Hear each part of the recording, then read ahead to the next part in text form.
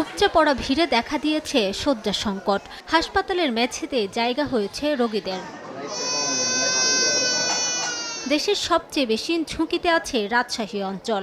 Rajshahi medical college হাসপাতালে গত ২৪ ঘন্টায় ৪ শিশুর মৃত্যু হয়েছে। বর্তমানে হাসপাতালটিতে হামের উপসর্গ নিয়ে ভর্তি আছেন ১৩২ জন। দক্ষিণাঞ্চলেও হামের প্রকোপে ছড়িয়েছে আতঙ্ক। হাম উপসর্গ নিয়ে গত ২৪ ঘন্টায় বরিশালের শেরে বাংলা মেডিকেলে ২ শিশুর মৃত্যু হয়েছে। একই সময় নতুন করে ভর্তি হয়েছেন আরও ৩০ জন। আর বর্তমানে হাসপাতালটিতে ভর্তি রয়েছে ৯১ জন। কুষ্টিয়া জেনারেল হাসপাতালের এই রোগীদের বেশিরভাগ হামে আক্রান্ত। খুলনা বিভাগের সবচেয়ে বেশি ঝুঁকিতে থাকা এ জেলার বিভিন্ন হাসপাতালে হামের উপসর্গ নিয়ে ভর্তি আছে ৭২ জন রোগী। হাম ছড়িয়েছে খুলনা বিভাগের অন্যান্য জেলাতেও। আক্রান্তদের জ্বর, সর্দি, কাশি, নিউমোনিয়া, ডায়রিয়া ও চোখে সংক্রমণও দেখা দিচ্ছে। খায় না, দায় না, ঘুমায় রয়েছে, গা ঠান্ডা হয়ে যায়, জ্বরই পড়ে না। চোখই মেলাচ্ছে না, গালে ঘা হয়েছে, গায়ে প্রচন্ড পরিমাণের জ্বালা পোড়া।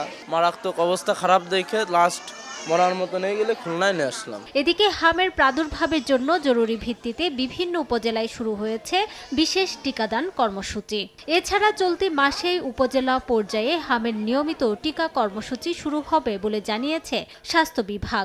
রোগী যারা সন্দেহজনক তাদেরকে আইসোলেশনের ব্যবস্থা করা হয়েছে। সেখানে চিকিৎসকদের প্রোটোকল অনুযায়ী তারা চিকিৎসক, নার্স তারা ম্যানেজমেন্ট দিচ্ছেন।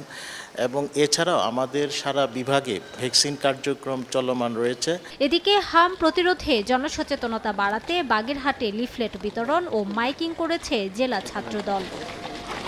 রিমু সিদ্দিক, সময় সংবাদ।